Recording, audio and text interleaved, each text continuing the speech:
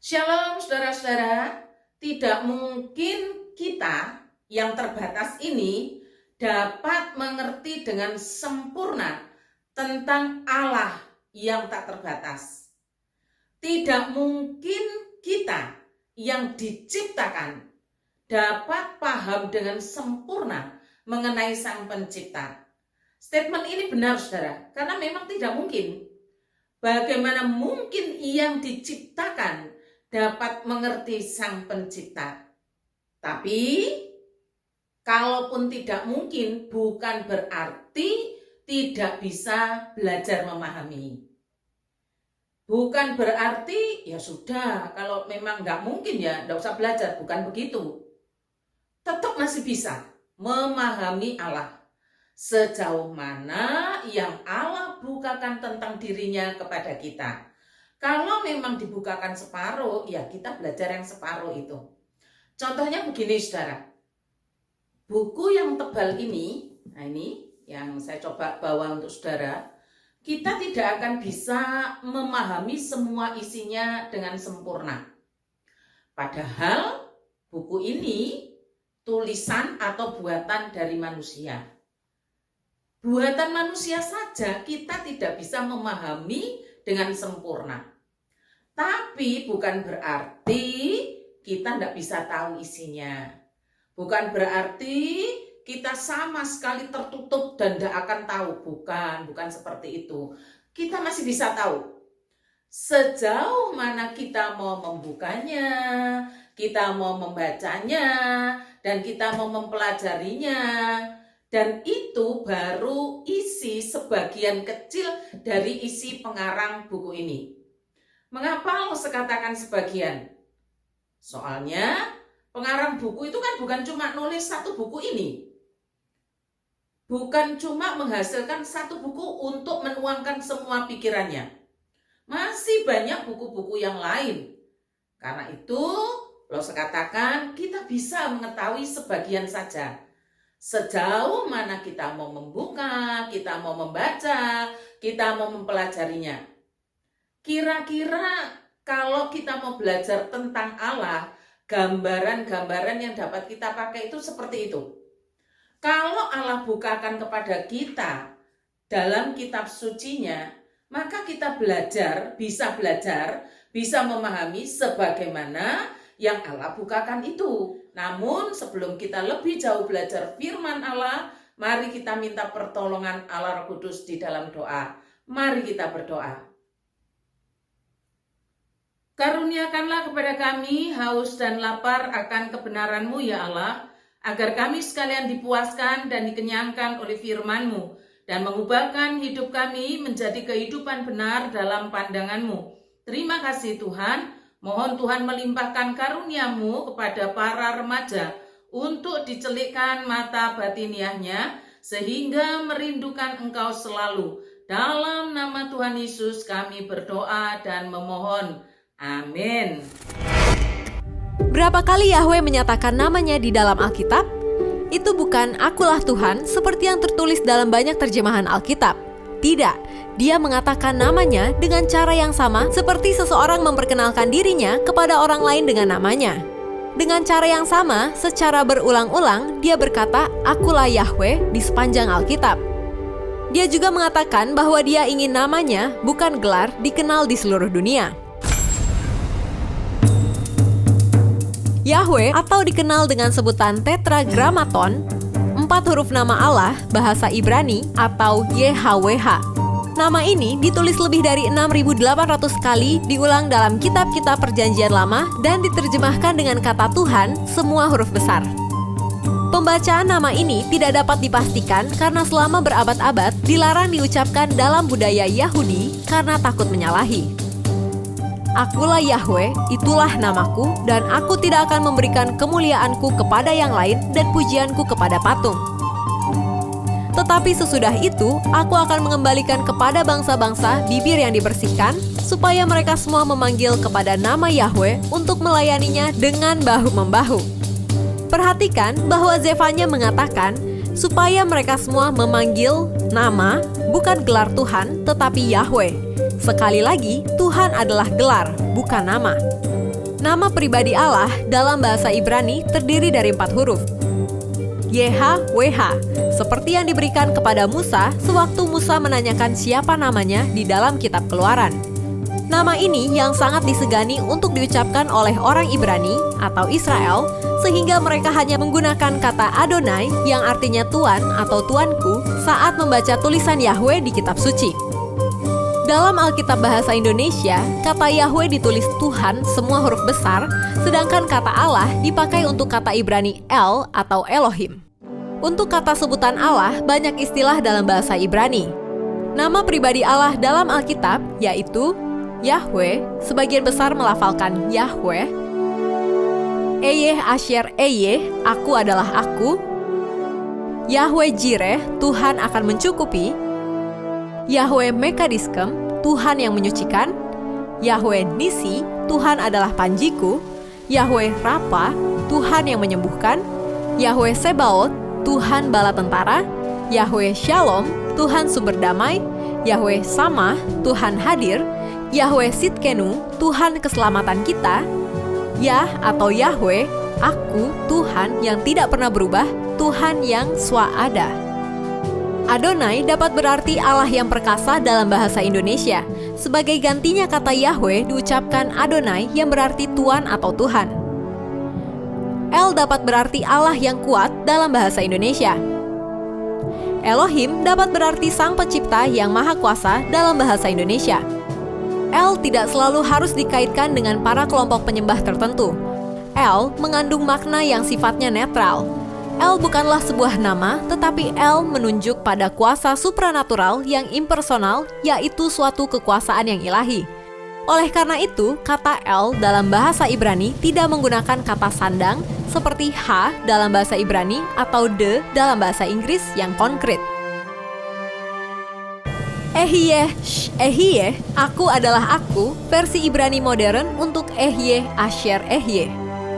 Elohei Avraham, Elohei Yitzhak, Wei Elohei Yaakov, Allah Abraham, Allah Ishak, dan Allah Yakub. El Hagibor, Allah Sang Pahlawan atau Allah yang kuat. Emet, kebenaran. Insof, tak berakhir, tak terhingga. Nama kabalistik untuk Allah. Ro'eh Yisrael, Gembala Israel. Hakados Baruch Hu, yang kudus diberkatilah dia. Kados Israel, yang kudus dari Israel.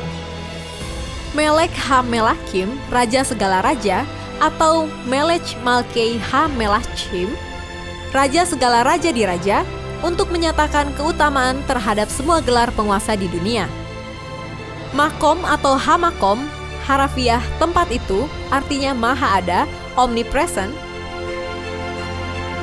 Magen Avraham, perisai dari Abraham. Ribono Shel Olam, penguasa semesta.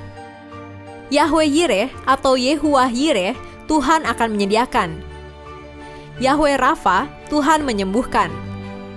Yahweh Nis'i atau Yehuwah Nisi, Tuhan panji-panji kita. Yahweh Shalom, Tuhan kedamaian kita.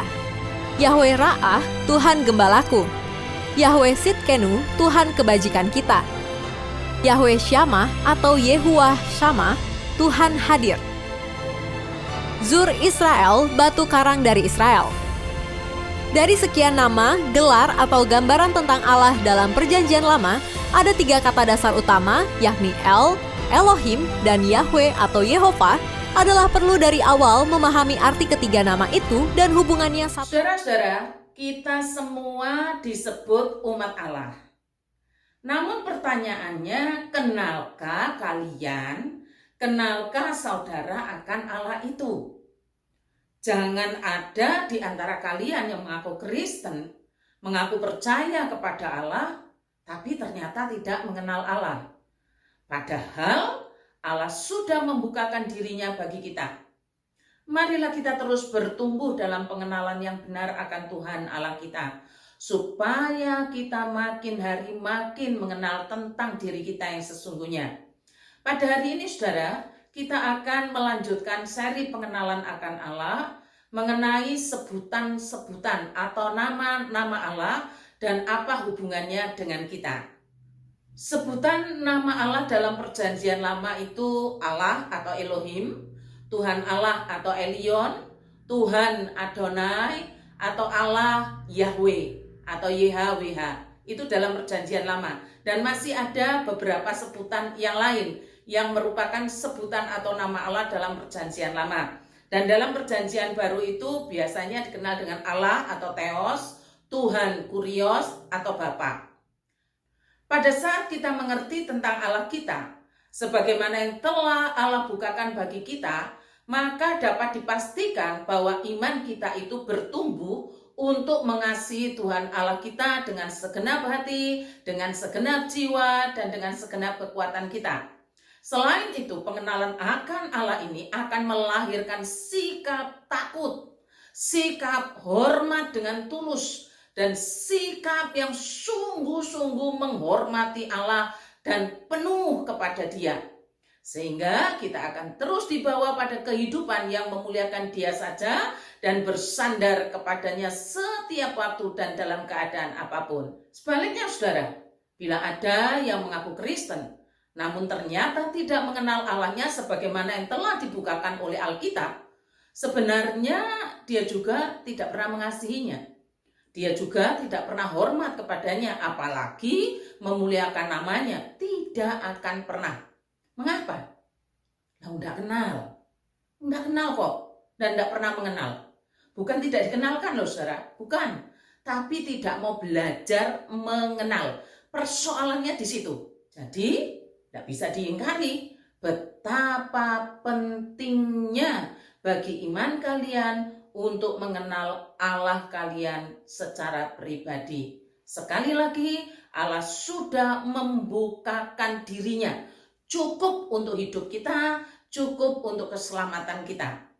Sekarang mari kita pelajari sebutan atau nama Allah itu. Pada kesempatan kali ini kita pelajari yang dari perjanjian lama. Pada kesempatan mendatang kita akan pelajari yang dari perjanjian baru. Sebutan yang pertama tentang Allah adalah Elohim. Ini dalam perjanjian lama saudara, Elohim. Elohim itu nomina maskulin yang artinya Allah. Allah yang benar, Allah sang pencipta alam semesta, Allah Abraham, Allah Ishak, dan Allah Yakub. Tetapi yang harus kita tahu adalah kata Elohim ini juga dipakai untuk ilah-ilah, untuk dewa-dewa, bahkan untuk berhala-berhala yang dipakai oleh penyembah berhala. Pakai Elohim juga. Karena itu ketika kita mencoba mengerti artinya, harus dilihat konteksnya. Saudara-saudara, kita juga harus tahu lagi bahwa Elohim adalah kata dalam bahasa Ibrani. Nah, bahasa-bahasa yang serumpun dengan bahasa Ibrani itu adalah bahasa Aram, bahasa Arab. Dalam bahasa Aram, kata Allah, Elohim itu disebut Elah, Elah. Dan dalam bahasa Arab disebut Allah. Nah, kata Allah ini yang diserap dalam terjemahan bahasa Indonesia kita. Alkitab bahasa Indonesia kita akhirnya menerjemahkan Allah. Jadi, kalau kalian membaca Allah dalam perjanjian lama, maka asal-usulnya itu dari bahasa Ibrani yaitu Elohim, yang menunjuk kepada Allah yang benar, Allah sang pencipta alam semesta dan isinya. Dan Allah ini juga yang disembah oleh bapak-bapak leluhur bangsa Israel, yaitu Bapak Abraham, Ishak, dan Yakub. Allah yang sama ini juga yang kita sembah, yang kita layani, yang kita puja, yaitu Allah Elohim, yang diterangkan dalam perjanjian lama. Seumpama saja kalian menanyakan apakah Abraham itu menyembah Allah yang menciptakan dunia ini, yang menciptakan semesta alam ini, maka jawabannya benar. Dari mana kita mengetahui? Alkitab yang menjelaskannya. Dan kita percaya apa yang diterangkan dalam Alkitab itu benar. Dan iman kita bertumbuh dari perkataan-perkataan Allah di dalam Alkitab itu. Yang pasti saudara, kita semua menyembah dan melayani Allah Elohim ini. Allah yang sama yang disembah juga oleh Abraham, Ishak, dan Yakub. Kita sudah mengetahui bahwa kita percaya dan menyembah Allah Elohim ini. Maka setelah memperoleh pengetahuan tentang kebenaran Allah ini, seharusnya respon kita bagaimana? Seharusnya respon yang benar menurut pandangan Allah itu bagaimana? Seharusnya respon yang timbul dari orang percaya itu bagaimana? Maka sekali lagi jawabannya bukan dari luar Alkitab.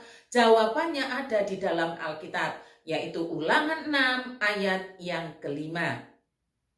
Kasihilah Tuhan Allah dengan segenap hatimu dan dengan segenap jiwamu dan dengan segenap kekuatanmu.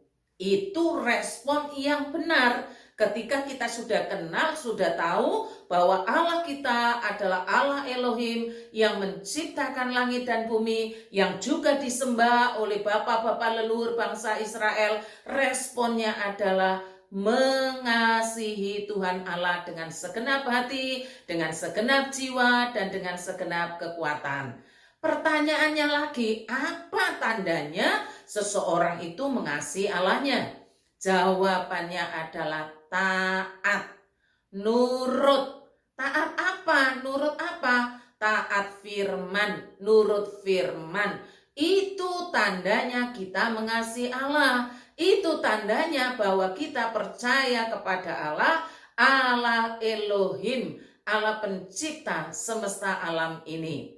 Sekarang saudara, mari kita periksa diri kita masing-masing. Apakah kalian sudah mengasihi Allah kalian? Apakah kalian sudah menaati apa yang Allah firmankan di dalam Alkitab? Apakah kalian yang sudah menaati itu karena mengasihi Allah? Mari belajarlah mulai percaya dan belajarlah mulai mengasihi Dia dengan menaati firman-Nya. Maka kalian akan benar-benar berada dalam relasi yang benar dan indah dengan Allah kalian, Allah Elohim tadi. Jangan pernah mengikuti suasana hati yang jauh dari kasih mengasihi Allah. Janganlah pernah mengikuti, aduh saya ini ndak hasrat, jangan. Mintalah kepadanya agar diberikan hati yang mengasihi. Mintalah kepadanya, minta, kata firman Tuhan, mintalah, maka akan diberikan kepadamu. Bagaimana juga tanda bahwa seseorang itu mengasihi, tanda seseorang itu taat kepada firman-Nya, kepada Allah Elohim ini. Mazmur 34 ayat yang ke-10. Takutlah akan Tuhan, hai orang-orangnya yang kudus, sebab tidak berkekurangan orang yang takut akan Dia. Alkitab ini menerangkan takut akan Allah itu sama dengan hormat kepadanya. Menghormati Allah itu bukan dengan cara yang kita karang-karang, bukan dengan cara yang menurut kita itu baik, bukan. Tapi Allah sudah menunjukkan caranya bagaimana menghormati akan Dia, bagaimana takut akan namanya yang suci. Apa sih tandanya orang itu takut akan Allah? Apa sih tandanya orang itu menghormati Allah? Sebenarnya tandanya banyak saudara. Tapi saya memberikan contoh 4 saja. Yang pertama, orang yang menghormati Allah, orang yang takut akan namanya tidak akan pernah mau bersumpah palsu. Tidak akan pernah mau bersumpah dusta. Karena apa? Karena menghormati Tuhan Allahnya. Karena takut kepada Tuhan Allahnya. Karena apa? Nama Allah yang suci, Elohim tadi. Lalu yang kedua, membawa persembahan yang kudus dan yang berkenan. Sebagaimana yang Allah perintahkan.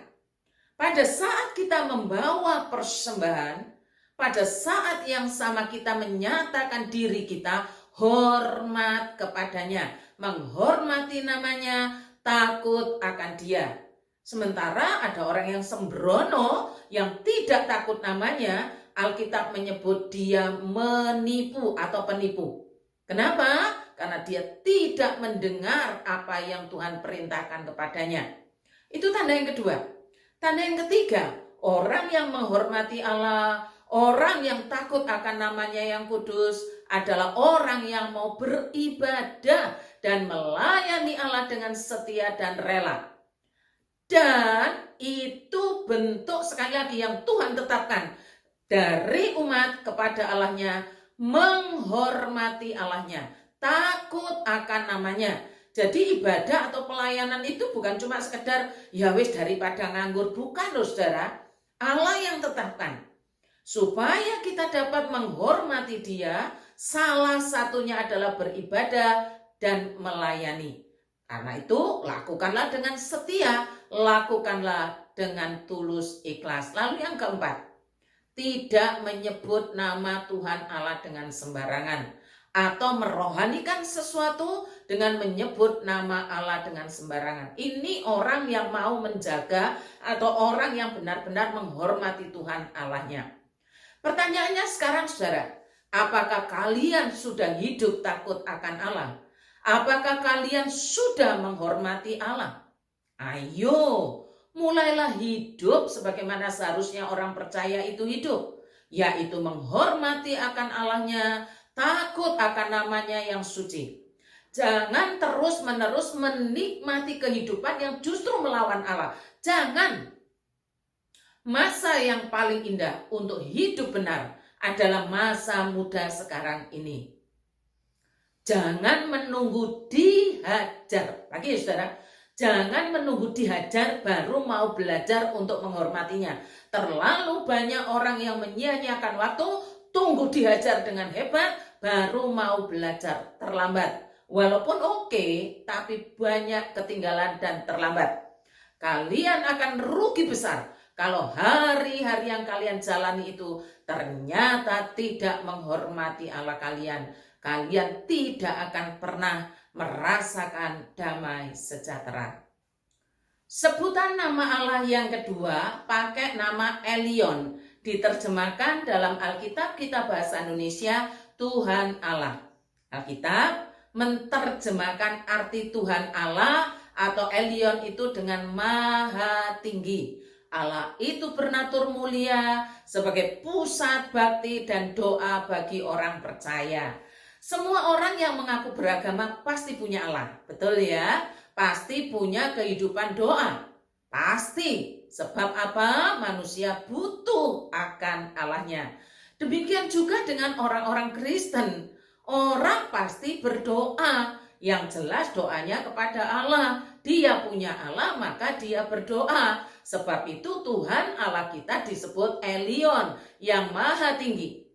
Sekalipun maha tinggi, ternyata hubungan dengan umatnya dinyatakan melalui doa. Allah yang maha tinggi itu dapat dijangkau, dapat ditemui, dapat dihubungi melalui doa. Masih ingatkah kalian dengan lagu Allah itu hanya sejauh doa? Dia yang maha tinggi itu dapat kita temui di dalam doa.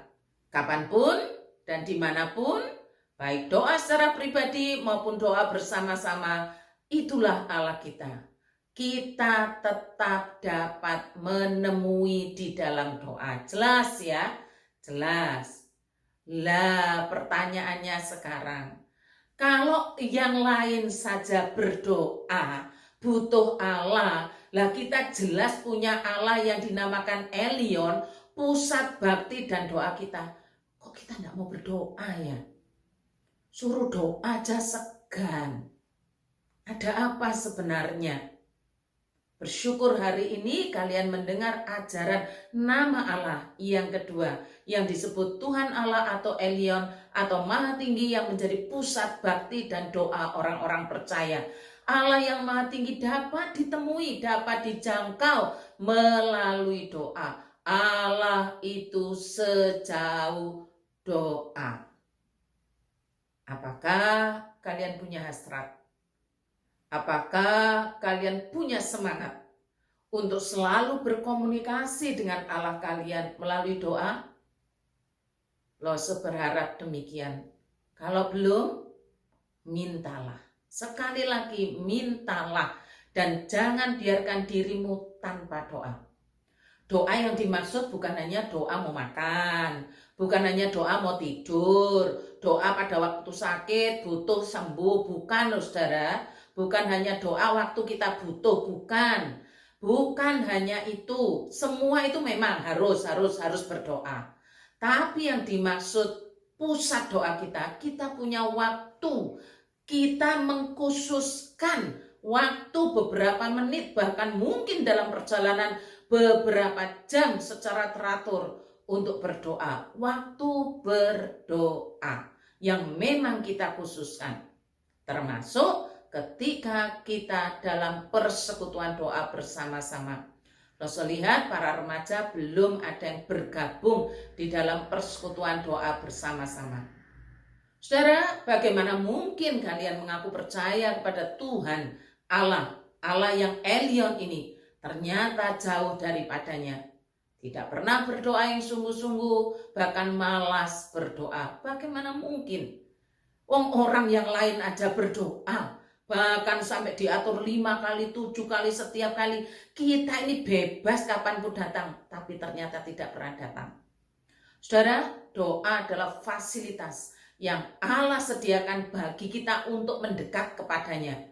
Ayo, jangan sia-siakan. Allah adalah Allah. Jangan menyamakan Allah itu dengan manusia yang kalian baru ngomong kalau kalian butuh. Jangan saudara, berlakulah sebagaimana orang yang percaya kepada Allah. Allah yang disebut Elyon itu. Mulailah dari sekarang untuk membangun kehidupan doa. Sebutan nama Allah yang ketiga masih dalam perjanjian lama ya saudara. Tuhan itu disebut dengan Adonai. Alkitab kita itu menerjemahkan Adonai ini dengan Allah yang perkasa. Saudara, kata Adonai ini bentuk jamak ya saudara, dari kata Adon yang berarti tuan, pemilik, penguasa, junjungan. Dalam hubungannya dengan nama Allah ini, kata ini digunakan dalam bentuk jamak dan diberi akhiran pemilik orang pertama tunggal. Dan secara harfiah berarti menunjuk kepada tuanku, tuanku. Saudara, ada sejarahnya begini. Pada masa itu orang-orang Yahudi sangat menghormati nama Allah. Bahkan untuk menuliskan saja butuh doa dan puasa. Orang-orang Yahudi tidak berani menyebut sembarangan Yahweh begitu, tidak berani. Nah, untuk mengganti Yahweh, panggilan Yahweh tadi, karena menghormati Allah yang Maha Tinggi, menghormati nama yang suci, mereka tidak langsung menyebut nama Allah dengan sebutan Yahweh itu, tapi menggantinya dengan Adonai, Tuanku, penguasaku, pemilikku. Nah, seperti itu sejarahnya. Jadi pada saat kalian membaca atau mendengar sebutan nama Allah dengan sebutan Adonai ini, sama dengan Yahweh, YHWH, yang menunjuk kepada Allah yang perkasa, nama Allah yang dikaitkan dengan pengertian bahwa Allah itu pemilik, penguasa umat manusia, dan lain sebagainya. Hubungan antara pemilik Allah, yaitu Allah yang jadi pemilik, dengan umatnya yang disebut sebagai miliknya, kita semua ini umat, hubungannya adalah hubungan perjanjian. Artinya, kita semua berhubungan langsung dengan sang pemilik atau Allah sendiri. Jadi ada koneksi hubungan yang kuat antara umat dengan Allahnya. Tapi hubungan ini saudara bukan hubungan pasif. Bukan hubungan kepemilikan seperti kita memiliki benda mati, bukan. Hubungan ini hubungan yang hidup, harus ada timbal balik. Kalian yang adalah umat harus menunjukkan hubungan itu dalam hidup sekarang ini. Tidak bisa kita mengatakan aku milik Allah tapi tidak ngapa-ngapain. Tidak bisa begitu. Kita bukan benda mati. Kita hidup maka hubungannya harus hidup. Demikian juga Allah terus-menerus tanpa henti berkarya di dalam dunia ini. Kita sudah diajarkan hubungan timbal balik itu dalam ikrar orang-orang kudus GKT Banyuwangi. Yang pertama, memelihara perjanjian kekal. Yang kedua, memenuhi hukum Kristus. Yang ketiga, hidup kudus. Cobalah ambil waktu sejenak saudara untuk merenungkan hubungan timbal balik itu. Apakah kalian sudah paham? Atau hanya sekedar hafalan saja, apal apal. Tapi prakteknya bablas angin nih, nihil sama sekali. Saudara, hal yang diajarkan untuk dilakukan bukan cuma sekedar lewat lalu-lalu. Bukan saudara. Kita tidak bisa hanya mengaku-ngaku percaya kepada Allah Adonai tanpa membuktikan, tanpa mengerjakan hubungan yang timbal balik itu. Mari mulai dari sekarang, jangan ditunda-tunda lagi. Bersyukurlah kepada Allah yang telah memilihmu untuk menjadikan dirimu miliknya. Bersyukurlah untuk anugerah yang menghidupkan kalian. Mari mulai sekarang diingat-ingat lagi yang diajarkan terus-menerus dalam ikrar orang-orang kudus GKT Banyuwangi. Mulailah melangkah, mulailah kerjakan, mintalah tolong kepada Allah.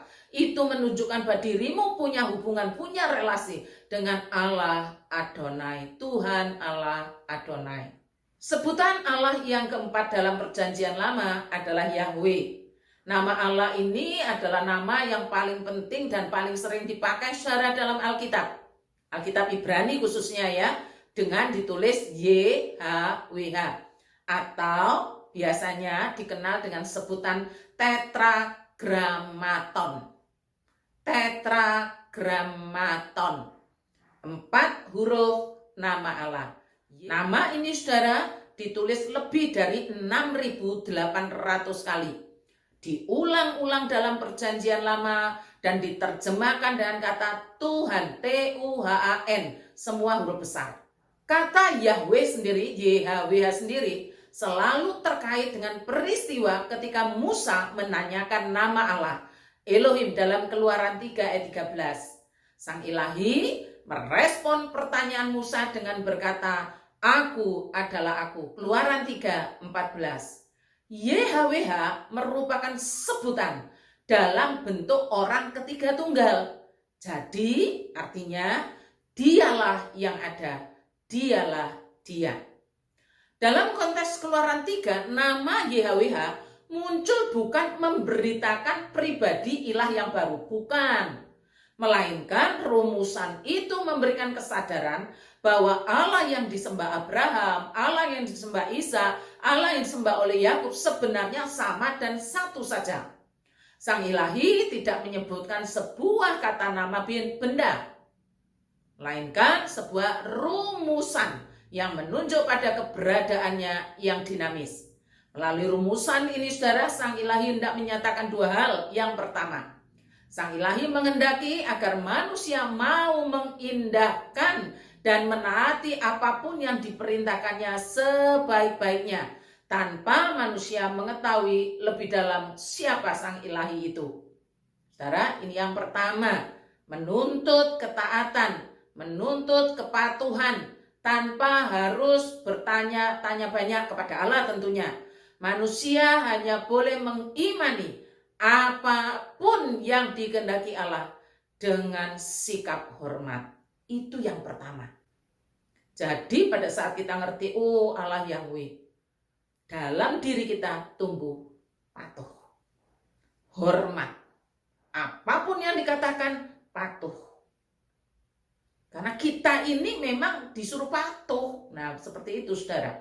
Lalu yang kedua, Sang Ilahi menghendaki agar manusia tidak memperlakukan namanya seperti para penyembah berhala yang memperlakukan dan mengeksploitasi nama Allah yang sudah mereka ketahui untuk kepentingan-kepentingan mereka.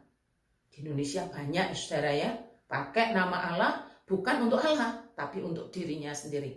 Zaman itu sudah ada, yaitu dilakukan oleh penyembah berhala.